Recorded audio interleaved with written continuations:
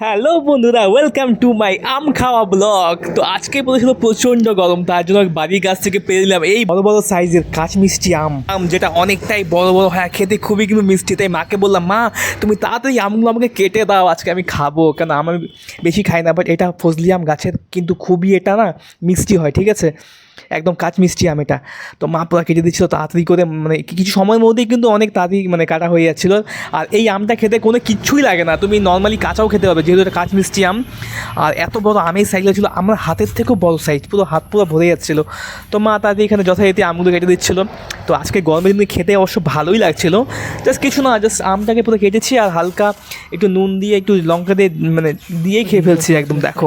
তো যারা যারা আম খেতে ভালোবাসো তো তাদের তো অবশ্যই ভালো লাগবে, কেননা এরকম আম অ্যাকচুয়ালি পাওয়াই যায় না। তো নর্মালি সব বাড়িতে নর্মাল অনেক টক আমগুলো হয়, এটা কিন্তু কাঁচ মিষ্টি আম, অনেকটাই মিষ্টি। তো কী করলাম, মানে আমের সাইজগুলো কি, একটা আমে এতগুলো বের হয় যে পুরো প্লেট ভরে যায়। তো দেখো আমগুলো কিন্তু মানে সত্যি দারুণ খেতে, যারা খেয়েছো কাঁচ মিষ্টি আম তারাই জানো। সবার বাড়িতে কিন্তু এসব আম হয় না, আমাদের বাড়িতে একটা বড় গাছ রয়েছে, আর সেটা আমাদের অনেক এরকম আম ধরে প্রত্যেক বছরই।